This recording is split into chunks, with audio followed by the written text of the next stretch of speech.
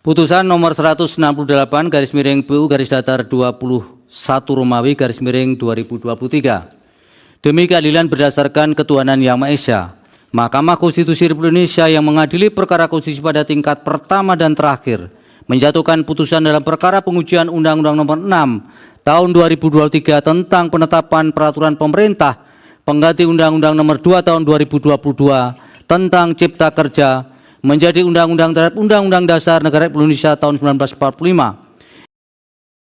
Menimbang bahwa setelah menguraikan hal-hal tersebut di atas, selanjutnya Mahkamah akan mempertimbangkan satu persatu dalil pemohon, dalil para pemohon berdasarkan jenis atau isu konstitusional atau klaster yang dimohonkan oleh para pemohon sebagai berikut.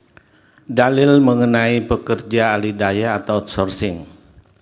Bahwa menurut para pemohon, norma pasal 81 angka 18 Undang-Undang 6 2023 yang mengubah pasal 64 Undang-Undang 13 2023, pasal 81 angka 19 Undang-Undang 6 2023 yang menghapus pasal 65 Undang-Undang 13 2023 dan pasal 81 angka 20 Undang-Undang 6 2023 yang mengubah pasal 66 Undang-Undang 13 2003 bertentangan dengan pasal 27 ayat 2, pasal 28D ayat 1 dan ayat 2, serta pasal 28I ayat 4 UUD NRI tahun 1945 dengan dalil-dalil sebagai berikut. Angka 1 sampai dengan angka 3 dianggap telah diucapkan. Terhadap dalil-dalil para pemohon akuo, Mahkamah mempertimbangkan sebagai berikut. Bahwa berkenaan dengan dalil para pemohon yang mempersoalkan pasal 64 dalam pasal 81 angka 18 Undang-Undang 6 2023 yang mengatakan ayat 1 sampai dengan ayat 3 dianggap telah diucapkan. Menurut para pemohon dan seterusnya dianggap telah diucapkan. Berkenaan dengan persoalan yang didalilkan para pemohon setelah Mahkamah mencermati secara saksama pasal 64 dalam pasal 81 angka 18 Undang-Undang 6 2023 yang mengubah pasal 64 Undang-Undang 13 2023 memang tidak secara jelas mengatur mengenai penyerahan sebagian pekerjaan. Dalam kaitan ini perubahan pasal 64 ayat 2 dalam pasal 81 angka 18 Undang-Undang 6 2023 hanya memberikan kewenangan kepada pemerintah untuk menetapkan sebagian pelaksanaan pekerjaan, di mana sebagian pelaksanaan pekerjaan dalam ayat 1 sendiri belum jelas maksudnya. Hal inilah yang kemudian didalilkan para pemohon, karena tanpa kejelasan lingkup materi muatan pokok yang diatur, tetapi ditegaskan pengaturannya ke dalam peraturan pemerintah, dikhawatirkan alih daya tersebut tidak dapat memberikan perlindungan bagi hak pekerja atau buruh. Berkaitan dengan hal tersebut, Presiden dalam keterangannya menyatakan bahwa sudah sangat jelas mengenai jenis kegiatan atas pelaksanaan sebagian pekerjaan yang dapat dialihdayakan akan ditetapkan oleh pemerintah, yang artinya dengan penetapan tersebut pemerintah akan membatasi tidak semua jenis pekerjaan dapat dialihdayakan. Hal ini bertujuan memberikan kejelasan kepada perusahaan dalam mengalihdayakan suatu pekerjaan kepada perusahaan alih daya hanya dapat dilakukan terhadap pekerjaan-pekerjaan tertentu. Vide keterangan Presiden huruf B halaman 38. Persoalannya ditetapkan di mana pengaturan mengenai jenis kegiatan atas pelaksanaan alih daya dimaksud. Tanpa Mahkamah bermaksud menilai legalitas PP 35 2021 yang merupakan amanat pasal 64 ayat 3 Undang-Undang 6 2023 telah menentukan mengenai alih daya yang pada pokoknya mengatur hubungan kerja antara perusahaan alih daya dengan pekerja atau buruh yang dipekerjakan, didasarkan pada PKWT atau PKWTT yang harus dibuat secara tertulis. Sementara substansi mengenai perlindungan pekerja atau buruh, upah, kesejahteraan, syarat kerja, dan perselisihan yang timbul dilaksanakan sesuai dengan ketentuan peraturan perundang-undangan dan menjadi tanggung jawab perusahaan alih daya diatur dalam perjanjian kerja, peraturan perusahaan atau perjanjian kerja bersama. Vide pasal 18 PP 35 2021. Dalam kaitan ini, telah ternyata PP 35/2001 yang semestinya mengatur tindak lanjut amanat tersebut, namun substansinya hanya mengulang substansi norma pasal 64 dan pasal 66 dalam pasal 81 angka 18 dan angka 20 Undang-Undang 6 2023 yang mengamanatkan pembentukan PP dimaksud. Oleh karena itu, terkait dengan dalil para pemohon yang mempersoalkan ketidakjelasan pengaturan pembatasan pekerjaan bagi perusahaan yang akan menyerahkan pekerjaannya kepada perusahaan lain karena belum diatur dengan jelas dalam Undang-Undang 6 2023, termasuk dalam PP 35/2021, menurut Mahkamah dapat dibenarkan. Sebab kedua ketentuan tersebut baru menyatakan alih daya dibatasi untuk sebagian pelaksanaan pekerjaan. Sebagian pelaksanaan pekerjaan seperti apa yang akan ditetapkan hingga saat ini belum terdapat kejelasan pengaturannya. Berkenaan dengan norma pasal 64 ayat 2 dalam pasal 81 angka 18 Undang-Undang 6 2023 yang menyatakan pemerintah menetapkan sebagian pelaksanaan pekerjaan sebagaimana dimaksud pada ayat 1. Terkait dengan norma ini agar tidak menimbulkan persoalan dalam penerapan, maka kata pemerintah yang dimaksud dalam norma akuo adalah menteri yang bertanggung jawab dalam urusan atau bidang ketenagakerjaan. Penegasan ini penting sebab nomenklatur pemerintah tidak disebutkan secara spesifik pada ayat 1 ketentuan umum dalam Undang-Undang 13/2003. Kecuali nomenklatur menteri adalah menteri yang bertanggung jawab di bidang ketenagakerjaan. Vide pasal 1 angka 33 ketentuan umum Undang-Undang 13/2003. Sementara itu, terkait dengan dalil para pemohon yang mempersoalkan belum adanya landasan hukum yang jelas dan pasti mengenai jenis pekerjaan yang dapat dialihkan melalui alih daya atau outsourcing, sehingga hal tersebut dapat menimbulkan kekhawatiran bagi pihak-pihak yang terlibat dalam skema alih daya, termasuk para pemohon. Maka menurut Mahkamah perlu ada kejelasan dalam undang-undang yang menyatakan bahwa menteri menetapkan jenis pekerjaan yang dapat dialidayakan dalam perjanjian alih daya, sehingga pihak-pihak yang terkait dengan perjanjian alih daya seperti perusahaan pemberi kerja, perusahaan penyedia jasa alih daya, dan para pekerja akan memiliki standar yang jelas tentang jenis pekerjaan yang dapat dialidayakan, sehingga pekerja atau buruh alih daya hanya akan bekerja pada pekerjaan alih daya sesuai dengan yang telah diperjanjikan dalam perjanjian tertulis alih daya.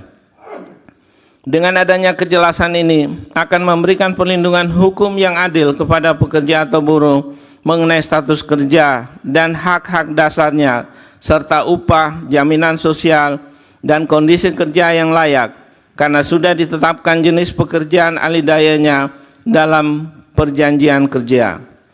Selain itu, dengan adanya ketentuan mengenai jenis pekerjaan alih daya yang harus ditetapkan oleh menteri dalam undang-undang ke depan, maka akan membuat lebih jelas tentang apa yang boleh dan tidak boleh dilakukan dalam praktik alih daya. Hal demikian dapat mencegah adanya kesalahan dalam mengalihkan pekerjaan yang dapat menyebabkan persoalan hukum. Karena ada batasan yang tegas pada pekerjaan yang dapat dialidayakan, dan juga pengaturan tersebut dapat membantu mengurangi kemungkinan konflik antara perusahaan dan pekerja atau buruh. Berdasarkan uraian pertimbangan tersebut di atas, dalil para pemohon berkaitan dengan persoalan konstitusionalitas norma pasal 64 ayat 2 dalam pasal 81 angka 18 Undang-Undang 6 2023 sepanjang tidak dimanai, menteri menetapkan sebagian pelaksanaan pekerjaan sebagaimana dimaksud pada ayat 1 sesuai dengan jenis dan bidang pekerjaan alih daya yang diperjanjikan dalam perjanjian tertulis alih daya adalah dalil yang dapat dibenarkan. Namun oleh karena Mahkamah tidak mengabulkan sebagaimana yang dimohonkan oleh para pemohon, dalil para pemohon beralasan menurut hukum untuk sebagian.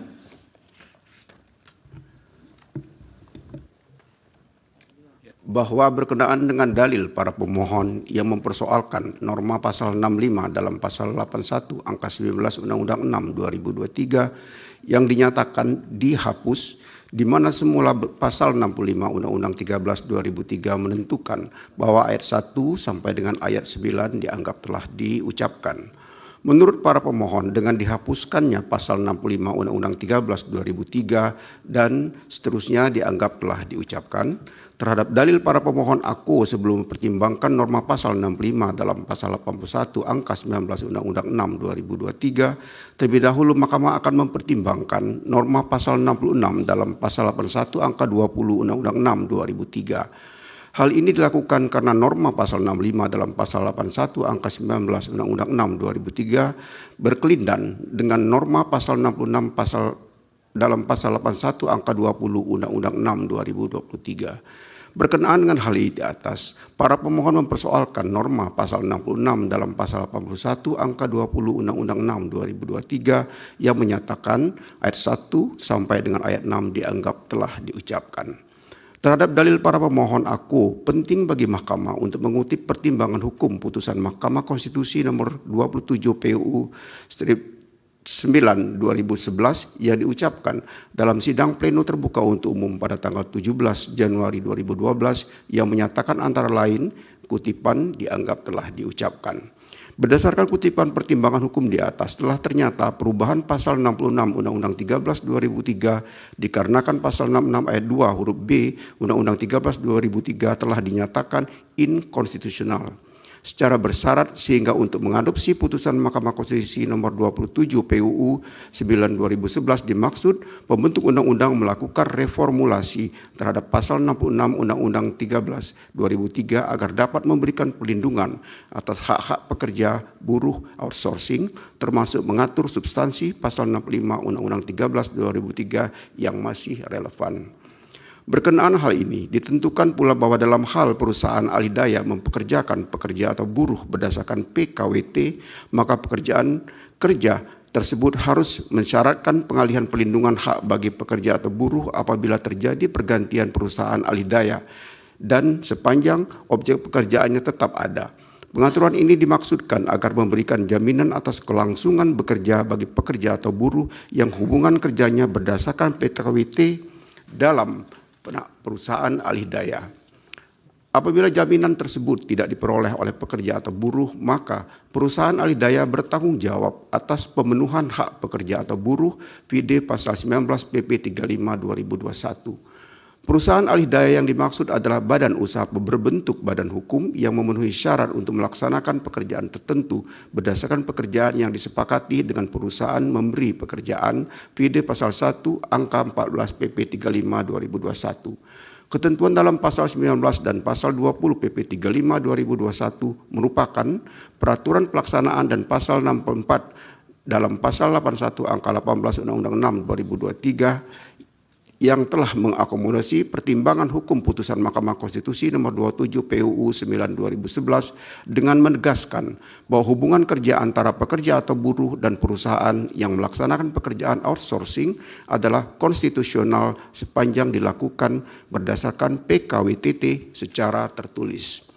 Lebih lanjut terkait dengan pertimbangan hukum putusan Mahkamah Konstitusi nomor 27 PUU 9 2011, Mahkamah juga mempertimbangkan model kedua, hubungan kerja alih daya yang dapat dilakukan bahwa dalam hal hubungan kerja antara pekerja atau buruh dengan perusahaan yang melakukan pekerjaan outsourcing berdasarkan PKWT, maka pekerja harus tetap mendapat perlindungan atas hak-haknya sebagai pekerja atau buruh dengan menerapkan prinsip pengalihan tindakan perlindungan bagi pekerja atau buruh, transferring of undertaking, protection of employment atau TUP yang bekerja pada perusahaan yang melaksanakan pekerjaan outsourcing. Semula dalam ketentuan pasal 65 ayat 7 Undang-Undang 13 2003 yang telah dinyatakan inkonstitusional bersyarat tidak terdapat kejelasan perlindungan hak bagi pekerja atau buruh PKWT dalam hubungan kerja alih daya. Pelindungan hak-hak dimaksud saat ini ditentukan dalam norma pasal 66 ayat 8 dalam pasal 81 angka 20 Undang-Undang 6 2023 di mana substansi pasal 66 aku mengakomodasi model kedua dan pertimbangan hukum putusan Mahkamah Konstitusi nomor 27 PUU 9 2011. Oleh karena itu hubungan kerja alih daya harus dibuat secara tertulis. Dalam hal pemberi kerja memperkerjakan pekerja atau buruh berdasarkan PKWT harus mensyaratkan pengalihan pelindungan hak-hak pekerja atau buruh apabila terjadi pergantian perusahaan alih daya dan sepanjang objek pekerjaannya tetap ada sesuai dengan prinsip TUP. Dengan demikian, pekerja atau buruh dapat melanjutkan kontrak kerja yang ada sebelumnya sehingga memberikan kepastian terhadap konstitusionalitas pekerjaan pekerja buruh sepanjang jangka waktu sesuatu PKWT, yakni tidak lebih dari 5 tahun, termasuk jika terdapat perpanjangan sebagaimana telah Mahkamah pertimbangkan di atas. Dengan putusan tersebut, Mahkamah juga telah menegaskan bahwa pekerja outsourcing tidak boleh digunakan untuk pekerjaan pokok perusahaan. Hubungan kerja harus dengan perusahaan penyedia jasa dan pekerja outsourcing harus mendapatkan pelindungan yang setara dengan pekerja di perusahaan pemberi kerja. Jika syarat-syarat ini tidak dipenuhi, status pekerja dapat berubah menjadi pekerja langsung dari perusahaan pemberi kerja. Berkenaan dengan dalil para pemohon yang mempersoalkan pasal 66 dalam pasal 61 angka 20 Undang-Undang 6 2023 yang telah mengakomodasi substansi pertimbangan hukum di atas dengan menentukan hubungan kerja antara perusahaan alih daya dengan pekerja atau buruh yang dipekerjakannya didasarkan pada perjanjian kerja yang dibuat secara tertulis, baik PKWT maupun PKWTT. Dalam hal ini perusahaan alih daya mempekerjakan pekerja atau buruh berdasarkan PKWT, maka PKWT tersebut harus mensyaratkan pengalihan pelindungan hak-hak bagi pekerja atau buruh apabila terjadi pergantian perusahaan alih daya dan sepanjang objek pekerjaan tetap ada. Demikian pula soalnya jika terjadi perselisihan yang timbul karena perjanjian kerja alih daya, maka penyelesaiannya pun mengikuti ketentuan dalam PPHI. Selain itu terkait dengan perlindungan pekerja atau buruh, upah dan kesejahteraan, syarat-syarat kerja, serta perselisihan yang timbul dilaksanakan sekurang-kurangnya sesuai dengan ketentuan peraturan perundang-undangan. Dengan demikian, menurut Mahkamah, Undang-Undang 6 2023 telah memperjelas mengenai aturan pekerjaan alih daya karena telah menekankan hak-hak pekerja alih daya, termasuk hak atas upah yang adil, jaminan sosial, dan pelindungan lainnya.